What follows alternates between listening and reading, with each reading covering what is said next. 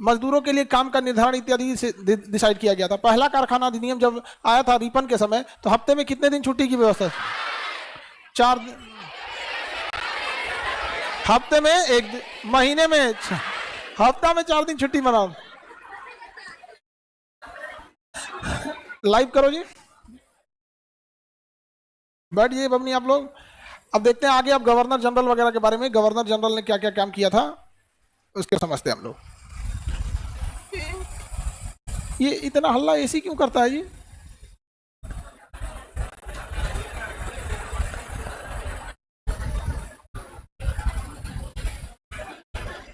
इतना हल्ला कर रहा है एकदम सिधाने।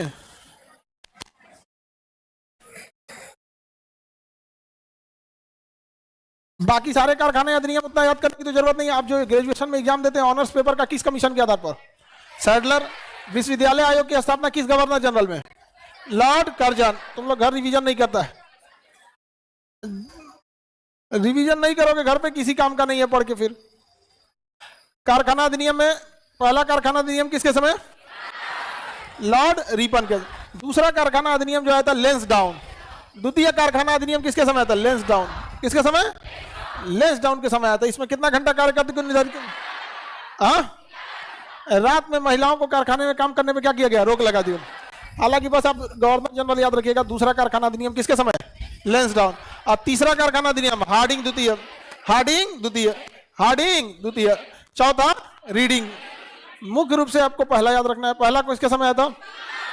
आखिरी वेबल। बीच वाले लोग में से कोई याद नहीं, खास याद रखने की जरूरत नहीं है यहाँ पे। चलिए अब देखते हैं हम लोग, अंतिम कारखाना अधिनियम आया था वेबल के समय। स्वतंत्रता के बाद प्रथम विस्तृत कारखाना अधिनियम कब आया? 1948। 1948। तो ये आजादी के बाद आया। उसके बाद इसमें धीरे धीरे संशोधन होते रहे, सब संशोधन होते रह गए सब कारखाना अधिनियम में। जैसे जैसे जरूरत थी उसी हिसाब से कारखाने अधिनियम को आगे और ले गए थे लोग यहाँ पर।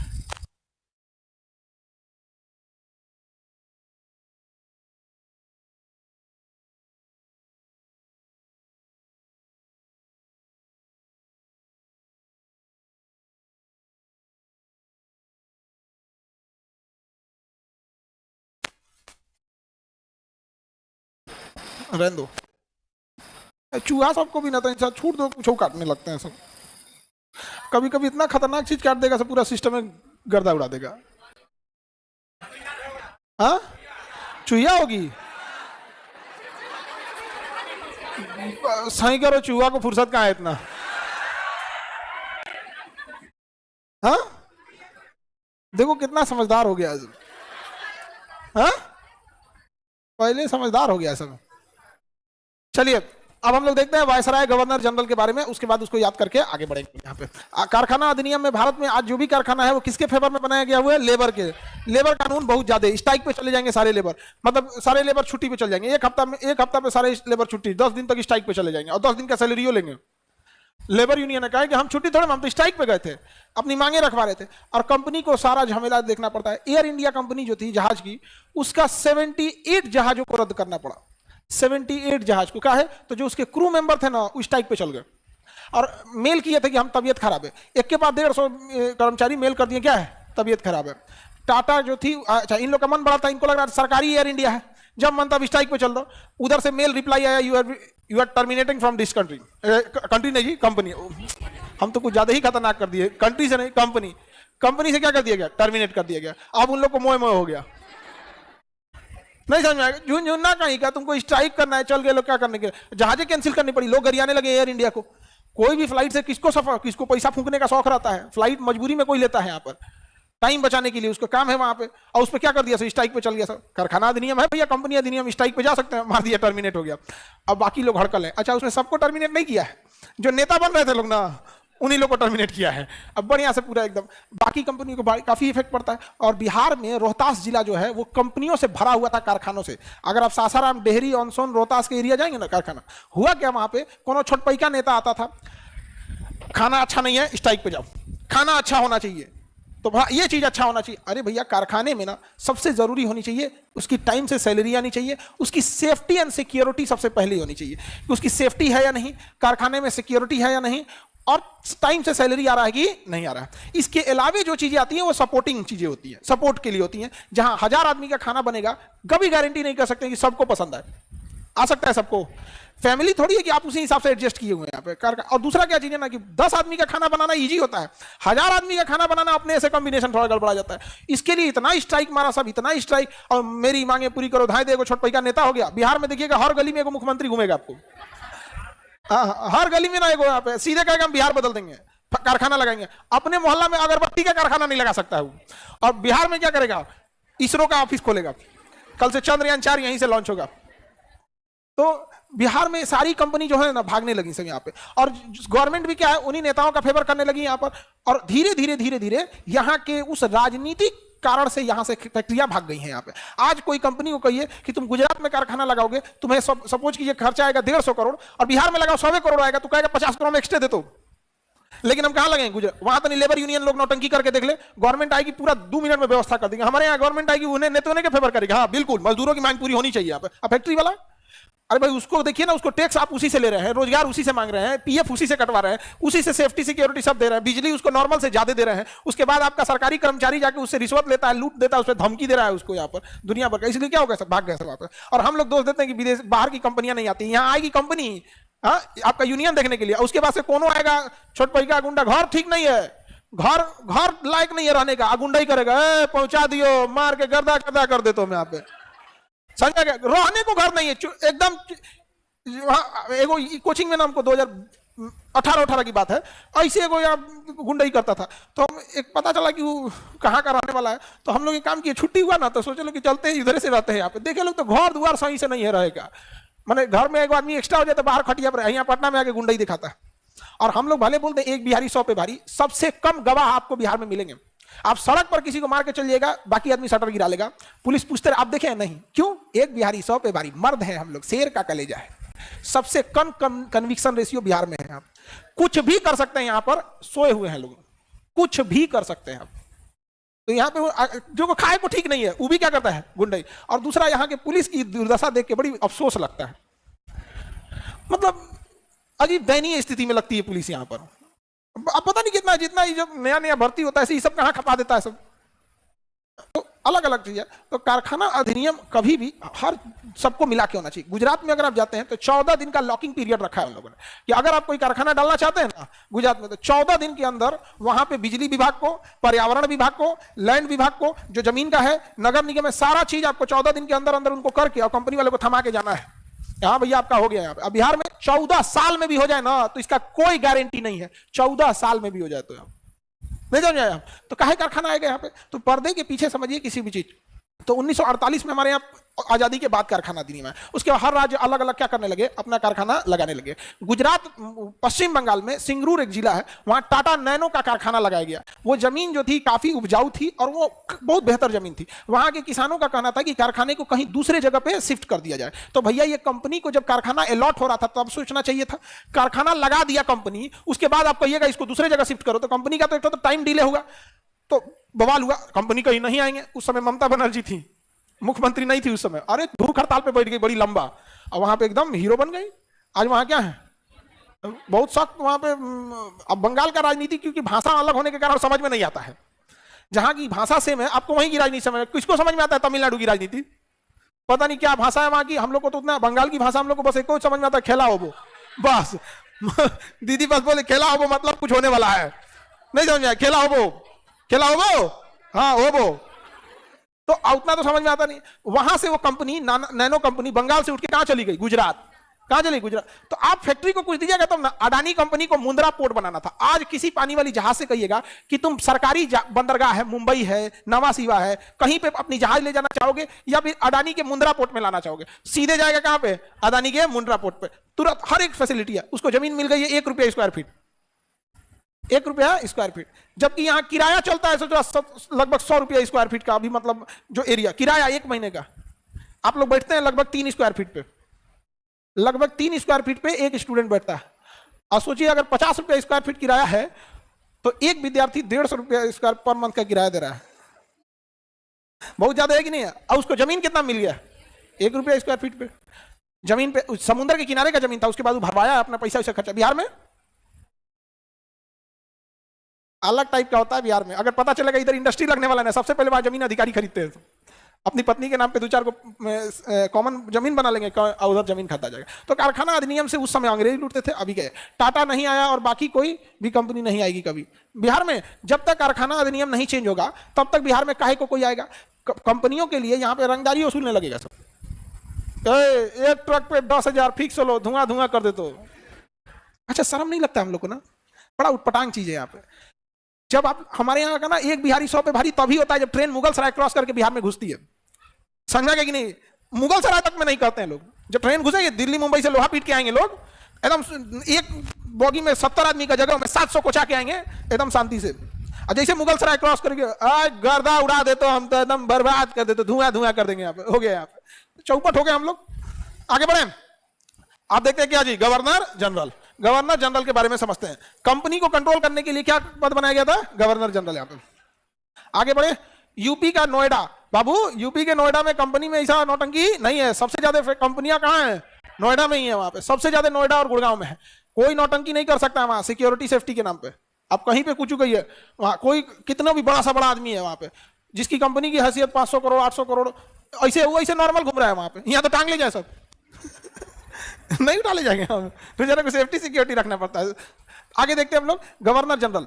गवर्नर जनरल कंपनी को कंट्रोल करने के लिए था। शुरुआत में कंपनी इतनी बड़ी नहीं थी, छोटी कंपनी थी। जैसे टाटा कंपनी है ना, टाटा कंपनी है, इसका बिजनेस दूसरे देश में भी है। एमडीएच मसाला, इसका कंपनी दूसरे देश में भी है, हमारे यहाँ का। हाँ, अरे सारा मसाला नहीं बैन हुआ है एमडीएच का। कुछ मसाला जिसमें कैंसरस सब्जेक्ट पाए गए थे उसको क्या किया गया? बैन किया गया यहाँ पर। तो वैसे ही कंपनी भारत में आई थी और धीरे धीरे भारत की स्थिति को देख के कब्जा कर लिए सब। अब भारत की स्थिति को देख के कब्जा किया सब, तो उन्होंने एक जगह बंगाल में कब्जा किया, मद्रास में और बंबई में। 3 जगह उन्होंने मेन कब्जा किया था। तीनों जगह अलग अलग गवर्नर होते थे, अलग अलग गवर्नर होते थे। मद्रास का गवर्नर अलग, बंगाल का गवर्नर अलग और बंबई का गवर्नर अलग। लेकिन सबसे ज्यादा इसमें पैसा कमा के देता था कलकत्ता, यानी बंगाल का गवर्नर। बंगाल का गवर्नर, तो बंगाल का पहला गवर्नर जो था रॉबर्ट क्लाइव था। तो बंगाल का पहला गवर्नर, बंगाल का पहला गवर्नर रॉबर्ट क्लाइव। हम लोग ज्यादा वैल्यू किसे दिए? बंगाल को। किसे? बंगाल, क्योंकि सबसे ज्यादा रेवेन्यू कलेक्ट करके कौन दे रहा था? बंगाल। उसकी जमीन उपजाऊ थी, उस समय खेती सबसे बड़ी चीज थी। बंगाल के अंदर बिहार किस में आता था? बंगाल में ही आता था। पूरा एरिया किस में आता था? बंगाल में। तो सबसे ज्यादा कमाई इसलिए देता था। तो अंग्रेज बंगाल को ज्यादा वैल्यू देने लगे सब। तो बंगाल में, बंगाल के गवर्नर बनाया गया रॉबर्ट क्लाइव को। लेकिन धीरे धीरे एहसास हुआ कि ये लोगों को स्वतंत्र छोड़ना ठीक नहीं है, इन लोगों के पास उतना एक्सपीरियंस नहीं है। तो कहा गया कि आप लोग अब किसके अंडर में काम करेंगे? बंगाल वाले को। किस वाले? बंगाल वाले। तो ये बताइए, यहां भी गवर्नर, यहां भी गवर्नर, यहां भी गवर्नर, तो सेम पोस्ट का आदमी क्यों किसी को कंट्रोल करेगा? इसके पोस्ट को बढ़ाना पड़ेगा या तो इसके पोस्ट को घटाना पड़ेगा। तो कहा गया कि बंगाल में बैठने वाला गवर्नर नहीं कहलाएगा, बल्कि बंगाल का गवर्नर जनरल कहलाएगा। बंगाल का गवर्नर जनरल। तो जनरल का मतलब होता है सब कुछ, सर्वे सर्वा। जनरल का मतलब सर्वे सर्वा। जैसे सेना का जनरल मतलब सेनापति, जनरल मतलब क्या है? सर्वे सर्वा है, सर्वे सर्वा। जैसे ऑपरेशन वगैरह देखिएगा ना, तो उसमें होगा एक न्यूरो सर्जन, खाली खोपड़िया करेगा। अलग अलग सर्जन होते हैं। ऑर्थोपेडिक सर्जन केवल हड्डी करेगा, उसमें एक होगा जनरल सर्जन। तो जहां तहां टूट फूट हुआ, एक्सीडेंट होता है ना, तो सीधे किसको दिया जाता है? जनरल सर्जन को। जनरल सर्जन धाए धाए धाए हाथ पर सब मार देगा, यहाँ पे तुरंत सीव देगा। उसके बाद देखेगा ब्रेन में ज्यादा सर्जरी है, ये हमारे पास का नहीं है, तो वो क्या कहेगा? न्यूरो सर्जरी स्पेशलिस्ट को बुलाएगा। जनरल मतलब समझाएगा पूरे, जहां वहां धर क्या कर देगा? सील देगा यहाँ पे। तो उसी तरह जनरल का मतलब क्या होता है? सर्वे सर्वा। जैसे एनेस्थीसिया बेहोश करने के लिए दिया जाता है, तो कभी कभी ना किसी एक छोटे से एरिया को सुन किया जाता है, लोकल एरिया को, पूरे कंप्लीट एरिया को नहीं, लोकल एरिया को, तो उसे कहेंगे लोकल एनेस्थीसिया। अब पूरे शरीर को जनरल एनेस्थीसिया, पूरे शरीर को देना रहेगा जनरल एनेस्थीसिया। मरेगा पूरा शरीर सुन्न हो जाएगा, जनरल एनेस्थीसिया। सुना दिया आपको जनरल एनेस्थीसिया। एक राइस पाइप डाल देगा किसमें? पेट में। तो राइस पाइप नाम होता है, कोई जरूरी नहीं खाली उससे राइस खाया जाता है। बेहोश हुए आदमी को पेट में इतना बड़ा पाइप डाल देता है, राइस पाइप, ताकि अगर वोमिटिंग करेगा ना, वोमिटिंग, तो राइस पाइप से उसका वोमिटिंग बाहर आ जाएगा। ऐसे समझा गया? और नहीं तो अगर ऐसे ही छोड़ दिए और बाई दी वो बेहोश है और वोमिटिंग हुआ, तो वोमिटिंग होश में है नहीं, वोमिटिंग हुआ तो उसके सांस की नली इधर आके अटक जाएगा यहाँ पे। अब उसको कहना पड़ेगा खांस, और बेहोश है, या भाई खांस निकल जो ऐसे ना आप ढकेल देते हैं। अब बेहोश रहेगा तो ढकल भी नहीं करेगा, अटक जाएगा, उसका निपट जाएगा। इसलिए देखिएगा, कहता है कि ऑपरेशन से पहले खाना वाना मत खाइयो, लेकिन डॉक्टर को आप पे भरोसा होता नहीं है कोई ठीक है खा लिया तो वो आपको क्या डाल देता है? तो राइस पाइप डाल देता। तो जनरल का मतलब समझ आ गया क्या होता है? तो बताइए, पहले बंगाल का गवर्नर बनाया गया, उसके बाद बंगाल का गवर्नर जनरल बनाया गया। तो बताइए, बंगाल का पहला गवर्नर रॉबर्ट क्लाइव, बंगाल का पहला गवर्नर रॉबर्ट क्लाइव। उसके बाद यहां पे आया वारेन हेस्टिंग्स। कौन आया? Warren Hastings. सबसे पहले कौन आया? क्लाइव। क्लाइव। उसके बाद कौन आया? Warren Hastings. वॉरेन हेस्टिंग्स को कहा गया कि देखो भाई तुम गवर्नर हो ठीक है, लेकिन एक काम करते हैं, तुम्हारा पद का नाम चेंज कर देते हैं, तुम्हारा पद खत्म। अब यहां गवर्नर नहीं बैठेगा बल्कि गवर्नर जनरल बैठेगा। कौन बैठेगा? Governor general. तो बंगाल का पहला गवर्नर और बंगाल का अंतिम गवर्नर वॉरेन हेस्टिंग्स, और इसी को बना दिया गया बंगाल का गवर्नर जनरल। तो यह दो कहलाएगा, पुरानी व्यवस्था का सबसे आखिरी व्यक्ति और नई व्यवस्था का पहला व्यक्ति। समझ में कि नहीं? जिसके समय कोई चीज चेंज होता है वो उस पुरानी व्यवस्था का अंतिम व्यक्ति होता है और नई व्यवस्था का पहला व्यक्ति। तो बंगाल का अंतिम गवर्नर वॉरेन और बंगाल का पहला गवर्नर जनरल वॉरेन हेस्टिंग्स। ये तो समझ में आ रहा है ना? किसी की जैसे योजना आयोग को नरेंद्र मोदी ने समाप्त कर दिया जब प्रधानमंत्री, तो योजना आयोग के अंतिम अध्यक्ष नरेंद्र मोदी, और नीति आयोग शुरू किया तो नीति आयोग के पहले अध्यक्ष नरेंद्र मोदी। जब भी परिवर्तन होगा तो वह व्यक्ति पुरानी व्यवस्था का अंतिम और नई व्यवस्था का पहला, पुरानी व्यवस्था का अंतिम और नई व्यवस्था का पहला। कोई दिक्कत? नई व्यवस्था का पहला हो जाएगा। आगे बढ़े, किसी को दिक्कत? अब ये लोग किसके अंडर में हो गए? हाँ, बंगाल का अंडर में आ गए यहाँ पे। अब इसके बाद क्या हुआ? धीरे धीरे ऐसे शासन प्रशासन चलते रहा और अंग्रेज बाकी बचे जगहों पे भी कब्जा कर लिए और कंप्लीट भारत पे कब्जा कर लिए। किस पे कब्जा कर लिए? कंप्लीट भारत पे। अभी बताओ, जब कंप्लीट भारत पे कब्जा कर लिए तो क्या बंगाल का गवर्नर जनरल अकेले पूरे भारत को कंट्रोल कर पाएगा? तब मजबूरी में बंगाल के गवर्नर जनरल के पद को समाप्त किया गया और संपूर्ण भारत का क्या बनाया गया? Governor general. क्या बनाया गया? Governor general. संपूर्ण भारत का गवर्नर जनरल। तो ये जिस व्यक्ति के समय यह व्यवस्था हुई होगी वो पुरानी व्यवस्था का अंतिम होगा और नई व्यवस्था का पहला होगा। यह हुआ था विलियम बेंटिक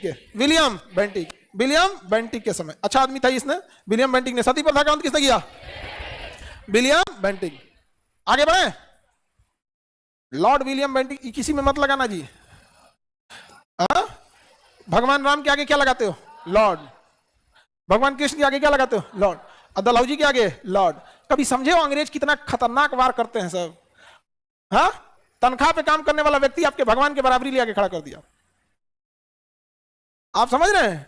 सबको क्या कर देना है? काट देना। आगे चलते हैं, चलिए समझिए ध्यान से। दास प्रथा का भी अंत किया था, सती प्रथा का भी अंत किया था, ठगी प्रथा का भी अंत किया था, नरबली का भी अंत किया था, बहुत सारी चीजों में सुधार किया था। लेकिन मुख्य रूप से क्या जाना जाता है? सती प्रथा। क्या कहलाता है? सती प्रथा। सती प्रथा को राजा राम मोहन राय के सहयोग से खत्म किया था। अब महिलाएं सती प्रथा को मानियो लेती थी सब। काहे मान लेती थी सब? हाँ, शिक्षा नहीं था।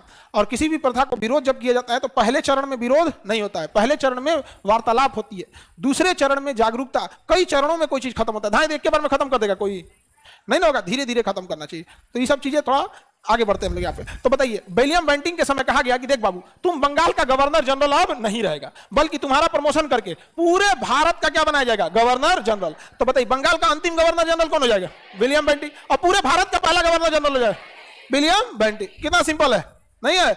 बंगाल का पहला गवर्नर, सुनिएगा, रॉबर्ट क्लाइव। गवर्नर पूछ रहे हैं, पहला गवर्नर और अंतिम गवर्नर वॉरेन हेस्टिंग्स, और पहला गवर्नर जनरल वॉरेन। भारत का या बंगाल का? बंगाल। और बंगाल का अंतिम गवर्नर जनरल विलियम बेंटिक। पूरे भारत का पहला गवर्नर जनरल विलियम बेंटिक। अब अगर कोई नई व्यवस्था आ जाएगी तो फिर उस समय जो व्यक्ति रहेगा वो पुरानी व्यवस्था का अंतिम और नई व्यवस्था का पहला। समझ आ गया कि नहीं आ गया? अब समझिए ध्यान से। गवर्नर जनरल तो चल रहे थे, गवर्नर जनरल का पद इतना पावरफुल हो गया था कि जिसको मन उसको ही गवर्नर जनरल पैसा धन दौलत लूट लेते थे, जिस वजह से भारतीय राजाओं में विरोध की भावना आ गई और कुछ तत्कालिक कारण ऐसे बने कि 1857 की क्रांति हो गई। और इस क्रांति में अंग्रेज जबरदस्त कूच आ गए सब। तब इंग्लैंड की महारानी ने कहा कि यहाँ स्वतंत्र रूप से गवर्नर जनरल नहीं भेजेंगे, बल्कि हम अपने राजा का एक चमचा भेज देंगे जिसका नाम रहेगा वायसराय। और उसी के ड्रेस को आज बैंड पार्टी वाला पहनते हैं सब। देखिएगा, बैंड पार्टी वाला देखेंगे ना, वो एग्जैक्ट वायसराय का ड्रेस है यहाँ पर। और ये काम भारत वालों ने बहुत अच्छा किया है। समझ में आ गया कि नहीं? बैंड पार्टी वालों को वही किया यहाँ पे। या फिर कोनो नहीं बियाह शादी में नाचने उचने आते हैं तो इंग्लैंड की जो महारानी का ड्रेस है ना, वो भारत में ना, जो नहीं किसी के यहाँ लड़का उका होता है तो नाचने उचने आते हैं लोग, पैसा वैसा खुशी में मांगते हैं लोग, तो जो इंग्लैंड की महारानी है ना, एग्जैक्ट वही ड्रेस उनको दे देना चाहिए यहाँ पे कि देखो सोच रहा तुम्हारा। अरे भगवान राम का उपाधि लॉर्ड डलहौजी को दे दिया, नहीं दे दिया? अरे अंग्रेज सब ऐसा काम करेंगे सब जिसका कोई हद नहीं। समझा गया कि नहीं गया? एकदम समझ जाइए जिसका कोई हद नहीं। मुसलमानों में है क्या कि हम किसी और को खुदा नहीं कह सकते, नियम बना दिया, जज को आपको लॉर्ड कहना पड़ेगा, मी लॉर्ड लो। उनको बुझाइए नहीं रहा है क्या करा रहा है, नहीं समझ में आ गया? आप समझिए। तो अंग्रेज सब ना ऐसा काटेगा सब ना, 100 साल बाद लहरेगा। तुरंत लहरता तो समझ में आता है सांपवा काटा है, 100 साल बाद लहरेगा ना तो आपको पता नहीं चलेगा। अभी इंडिया पाकिस्तान के बॉर्डर पर लहर रहा है ना, कभी इधर से कभी, हमेशा टेंशन रहता है। कब का किया है लॉर्ड मिंटो? 1906। 1906 में कर दिया था जब मुस्लिम लीग की स्थापना हुई, और 1909 में पृथक निर्वाचन देके इसको एकदम मोहर लगा दिया, और उसका नतीजा हो गया 1947। और चाहे जितना भी कुछ कहिए, उस समय जो स्वतंत्रता सेनानी थे उन सब की यह गलती थी कि उन्होंने एक्सेप्ट कैसे कर लिया भारत का विभाजन, कैसे एक्सेप्ट कर लिया। आज कोई कह दे कश्मीर अलग है, हम एक्सेप्ट कर लेंगे, उन्होंने एक्सेप्ट कर लिया। यहाँ पे नहीं करना चाहिए एक्सेप्ट। सांप्रदायिक दंगे हो रहे थे, कोई दिक्कत नहीं था, यहाँ पे उसको रोकना चाहिए था और खतरनाक करना था, लेकिन इससे क्या मतलब क्या भारत का विभाजन कर देंगे? नहीं, गांधी जी रोकने तो गए थे, रोकने गए थे कि नहीं? अंग्रेजों ने कहा कि ये काम करो, 2-4 आदमी को पकड़ो, गांधी को बदनाम कर दो। गांधी को क्या कर दिया? बदनाम कर दिया। हाँ, 1909 में गांधी जी अफ्रीका में थे, 16 में तो गांधी जी तो नया नया आईबे किए थे भारत में। तो महात्मा गांधी जब लखनऊ अधिवेशन में गए थे तो कौन से महात्मा गांधी वो बहुत बड़े प्रभावशाली व्यक्ति थे, वो तो पर्यटक के तौर पे गए थे देखने के लिए। उनके गुरु गोपाल कृष्ण गोखले ने कहे थे कि शुरुआती 1 साल तुम्हें कुछ भी नहीं कर, तो चुपचाप देख रहे थे। और इधर क्या हो गया था? समझौता हो गया था। आगे बढ़े,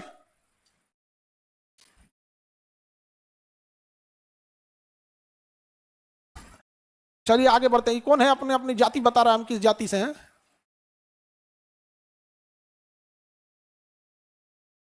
जो अपनी जाति पे उतर आते हैं ना, बस इसीलिए उतरा जाते हैं कि जिसको आप छोटी जाति का कहते हैं, उसने आज से 50 साल पहले अपने नाम के आगे बड़ा जाति लगाना चालू करता ना, तो आज डाइल्यूट हो गया रहता। नहीं समझ आया? जब तुम्हें तुम्हारे नाम के अंतिम अक्षर के आधार पर जज किया जाता है और तुम्हें यह बताया जाता है कि तुम छोटे जाति हो, तो क्यों नहीं अंतिम अक्षर या चेंज करके बड़का वाला अक्षर छोड़ ले? तुम्हें लोग कहेंगे कि तुम ओरिजिनल नहीं है, लेकिन तुम्हारे आने वाली पीढ़ी को डाइल्यूट हो जाएगा, नहीं हो जाएगा? अरे मुख्य रूप से तुम्हें किस आधार पर इंगित किया जाता है? नमो के बाद जो है वही ना, तो जोड़ लो तुम भी एकदम भयानक वाला शुद्ध आर्य, एकदम एकदम और खतरनाक है, जोड़ो आर्य 24 कैरेट। तो शिक्षा का क्या है? अभाव है।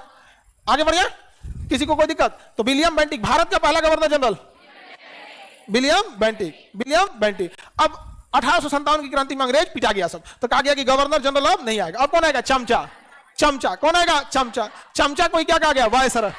चमचा को क्या कहा गया? वायसराय। 1857 की क्रांति जो हुई थी लॉर्ड कैनिंग के समय हुई थी। किसके समय हुई थी?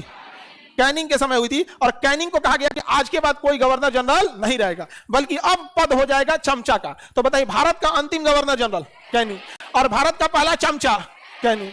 अंतिम गवर्नर जनरल कैनिंग और पहला चमचा को क्या कहा गया? वायसराय। चमचा को वायसराय। अंतिम वायसराय माउंटबेटन। अंतिम वायसराय माउंटबेटन। पहला वायसराय कैनिंग, पहला कैनिंग, अंतिम। जैसे 1947 में देश आजाद हो गया, चमचा का पद खत्म, क्योंकि वायसराय का मतलब होता है राजा का चमचा। राजा का चमचा खत्म हो गया। यहाँ पर कोई दिक्कत? बंगाल का पहला गवर्नर रॉबर्ट क्लाइव। इसको देखिए, फिर मिटा के पूछते हैं।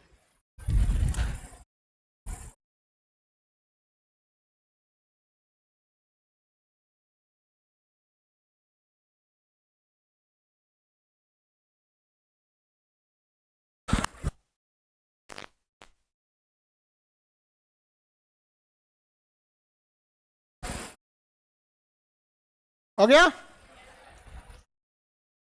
नीट वाले बच्चे पता नहीं कहां बैठेंगे, जगह नहीं है बैठाने का। और पहली बार नीट के बच्चे ऐसे बैठे हैं, नहीं तो उन सबको तो बबुआ की तरह एकदम वो होता था। अरे बैठो 2 लाख फीस दिया, कुर्सी लो, बैठो 2 लाख दिया है, सावलिया हो 2 लाख दिया है। अरे इतना रिस्पेक्ट, इतना वो पढ़ने आया हुआ आप। 2 लाख रुपया दिया था कौन सी का? एसी में बैठने का, पानी पीने का, आरओ वाटर का, कुर्सी का। पढ़ने का कहाँ दिया था? हमरे यहाँ का कि देख तुमको पढ़ाई से कोई समस्या है? कोई समस्या नहीं। कहा सर लेकिन बहुत ज्यादा लड़का यहाँ रहता है, विद्यार्थी बहुत ज्यादा। हम कहीं पूरा फौज है सब नया है, सब भीड़वा देख के घबरा जाता है। तो मेन क्या होना चाहिए? पढ़ाई। और बाकी चीज आप लोग को कुछ नहीं मिलेगा यहाँ। मिटा के पूछे,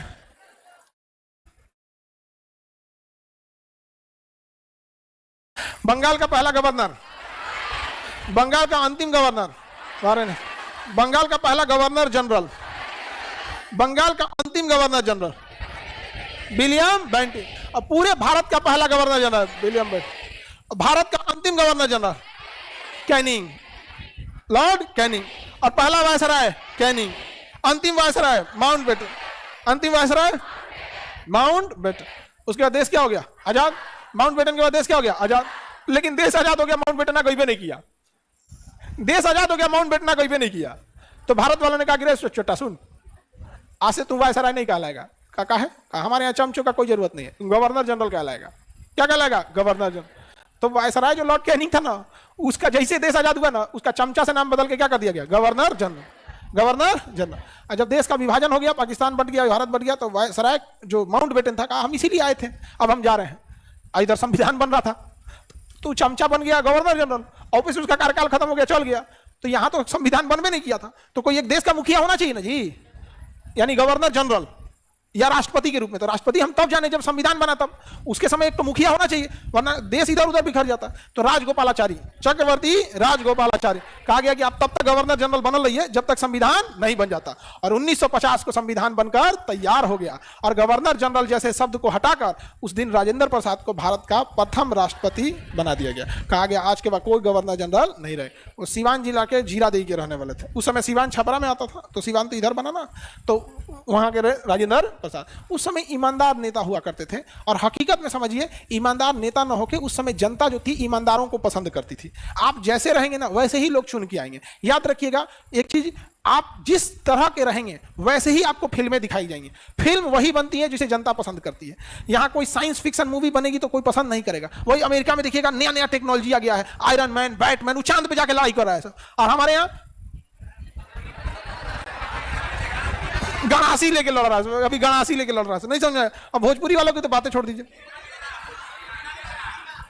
हाँ, पुदीना उदीना भी बेचा रहा है। हाँ। तो याद रखिएगा, समाज में जैसे लोग रहेंगे उन्हीं के लायक फिल्में बनाई जाती हैं, और उन्हीं के लायक आपको नेता देखने को मिलते हैं। जिस कैटेगरी के नेता आपको बिहार में मिलेंगे, उस कैटेगरी के नेता आपको गुजरात में नहीं मिलेंगे आप, क्योंकि वहां के लोग भाषणबाजी नहीं सुनते हैं। समझ में आ गया कि नहीं आ गया? यहाँ पे बोलो हम गुजराती हैं तो सीधे बोल देगा इसमें तुम्हारा क्या योगदान है। नहीं समझ आ गया? हम बिहारी हैं, गर्व करते, तो तुम्हारा क्या योगदान है भाई? नहीं समझ आ गया? अब जैसा हम लोग को क्या कहा जाता है यहाँ पे, वीर कुंवर सिंह, भाई तो तुम्हारे घर के थे वो, भाई हम सबके थे वो, तुम तो ऐसे आके चिल्ला रहा जैसे तुम्हारे घर के तो दादा तुम्हारे थे वो। भाई हम सबके थे, भारत की संपत्ति है, किसी बिहार के नहीं है वो। एपीजे अब्दुल कलाम को आप तमिलनाडु का नहीं कह सकते हो, पूरे संपूर्ण भारत के हो गए। नहीं समझ में यहाँ पे? हम लोग तो यही होता था उस समय। हम सब जो थे ना, ईमानदारी देखे थे। अंग्रेजों से इतने त्रस्त थे ना कि ईमानदारों को हम लोग चुनते थे, और अंग्रेजों के खिलाफ वही लड़ सका जो ईमानदार था। नहीं तो बाकी नाथूराम गोडसे की तरह तो दुनिया भर के थे सब वहां पे। नहीं समझे? आगे बढ़े तो बताइए, भारत का अंतिम वायसराय, अंतिम चमचा माउंटबेटन। स्वतंत्र भारत का पहला गवर्नर ना वही था, बेटने था, माउंटबेटन था, क्योंकि विभाजन अभी कंप्लीट नहीं हुआ था। बेटना को बैठाया गया, जवाहरलाल नेहरू ने जानबूझ के बैठाया, क्योंकि माउंटबेटन पाकिस्तान के फेवर में नहीं था, उसे जिन्ना की आदत अच्छी नहीं लगती थी। माउंटबेटन ने कराची शहर जो था, लाहौर शहर था, भारत को दिया था, और केवल एक शहर पाकिस्तान को दिया था, कराची। तो बाद में जो रेड क्लिफ था, जो विभाजन किया, वो कहा कि एक को और शहर दे दिया जाए। बहुत कम शहर है, देख रहे हैं, भारत में ज्यादा शहर चला गया, कलकत्ता चल गया, मुंबई चला गया, बेंगलोर चला गया, चेन्नई चला गया, लखनऊ चला गया, दिल्ली चला गया, लुधियाना चला गया, सब बड़का बड़का शहर कहां चला गया? भारत में। इसको तो नहीं, एक और कोनो शहर दे दीजिए, खाली कराची में कैसे रह पाएगा, तो उसको लाहौर दे दिया गया। नहीं तो ये माउंटबेटन लाहौर भी देने के फेवर में नहीं था। और उस समय अगर डट जाते लोग ना कि नहीं देंगे लाहौर, तो नहीं गया रहता लाहौर। लेकिन क्या हो गया? हाँ, माउंटबेटन समझ में आ गया, तो वायसराय वगैरह सब समझ आ गया। स्वतंत्र भारत का पहला गवर्नर, भारत जो स्वतंत्र हो जाएगा तो वायसराय तो वैसे ही नहीं रहेगा, रह पाएगा नहीं, गवर्नर जनरल रहेगा। और भी तब तक जब तक संविधान नहीं बना है। तो स्वतंत्र भारत का पहला गवर्नर जनरल माउंटबेटन। क्वेश्चन घुमा देगा, स्वतंत्र भारत का पहला भारतीय गवर्नर जनरल राजगोपालाचारी। राजगोपालाचारी। और संविधान बन गया तो गवर्नर जनरल का यहां से कौन आ जाएगा? राष्ट्रपति। कौन आ जाएंगे? और आज के समय राष्ट्रपति का पद एक राजनीतिक पद करके रख दिया गया है कि हमें जिस जाति का वोट चाहिए उसी जाति के एक व्यक्ति को क्या बना दो? राष्ट्रपति बना दो। समझ में आ गया कि नहीं? और कोई मतलब नहीं बन गया है राष्ट्रपति का। समझ में आ रहा है कि नहीं आ रहा है यहाँ पे? अरे भाई, राष्ट्रपति के लिए आप बना रहे हैं उस जाति, अब जैसे हमारे आदिवासी समाज से आती है हमारी राष्ट्रपति द्रौपदी मुर्मू, उनका पावर इतना कम कर दिया गया है कि जिसका कोई हद नहीं है यहाँ पे। अब बताइए यहाँ पे, और राष्ट्रपति खैर क्या कीजिएगा, राष्ट्रपति को संविधान के हिसाब से ही उतना पावर नहीं। लेकिन जब राष्ट्रपति के पास अपनी व्यक्तिगत क्षमता होती है, जैसे दो राष्ट्रपतियों के पास व्यक्तिगत क्षमता, राजेंद्र प्रसाद और एपीजे अब्दुल कलाम, इनकी व्यक्तिगत क्षमता इतनी थी कि किसी की मेहरबानी पे नहीं थे यहाँ पर। अगर ये कुछ कर सकते थे तो उन्होंने करते भी थे यहाँ पर। तो आगे बढ़े हम लोग। अब कौन गवर्नर जनरल क्या क्या काम किया उसको समझते हैं हम लोग यहाँ पर। एक बार दोबारा बता दीजिए, पीछे करो इसे, दोबारा बोलने लगेंगे हम। नहीं समझ में आया? देखो बाबू लोग, जो भी पढ़ा है उसको पहली बार में समझ जाना। एक शिक्षक जब किसी चीज को मतलब उस बैच में उस चीज को दोबारा रिपीट करेगा तो उतना अच्छा से नहीं होगा। हम यही बात किसी दूसरे बैच में रिपीट करेंगे तो पक्का बताएंगे यहाँ पे, क्योंकि उसमें एकदम फ्रेश ढंग से पढ़ाता है आदमी। आपको लगता है दोबारा पूछेंगे तो बढ़िया, नहीं।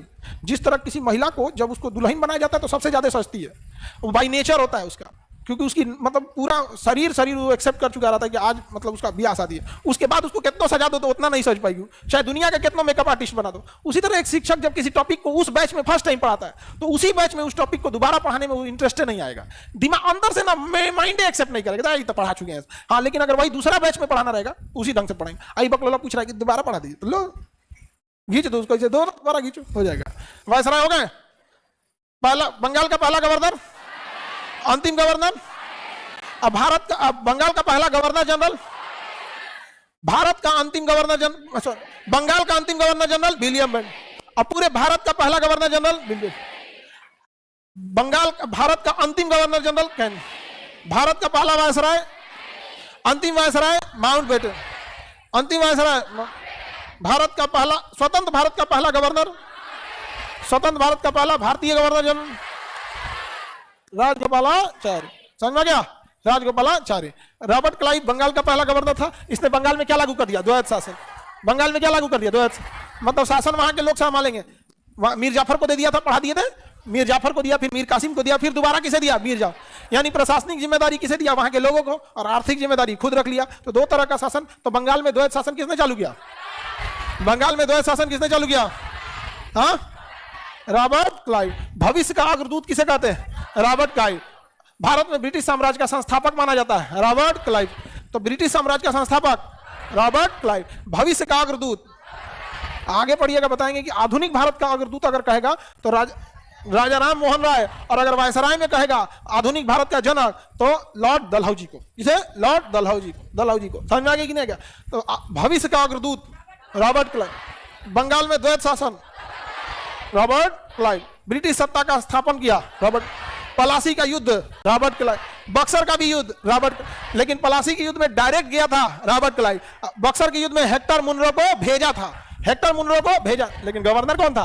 क्लाइव ने था। सेनापति किसे भेजा था? हेक्टर। क्योंकि उस समय 3 सेना आई थी, मीर कासिम की, अवध की और शुजाऊ शाह आलम द्वितीय की। 3 सेना थी ना। पढ़ा दिए आप लोग को, रिवीजन आप लोग नहीं कर रहे हैं। गवर्नर जनरल समझ में आ गया? अब इसके बाद आपका कौन सा गवर्नर जनरल है भैया? Warren Hastings. कौन है? Warren Hastings. वारेन हेस्टिंग्स के बाद बहुत बड़ा काम किया था कॉर्नवालिस। ये दोनों से क्वेश्चन आता है जी, वारेन हेस्टिंग्स में और कॉर्नवालिस से। कॉर्नवालिस को ना अमेरिका में बहुत मार मारा था इसको, तो फिर भारत में भेजा गया था। इसे मार के इसको सुता दिया, तो खटिया पे लाद के आया था ये कॉर्नवालिस को। यहाँ आया था ना तो बड़ी नौटंकी करता था, अमेरिका वाला इसको मार के तो रद्द कर दिया। चलिए अब आगे का बदल के सब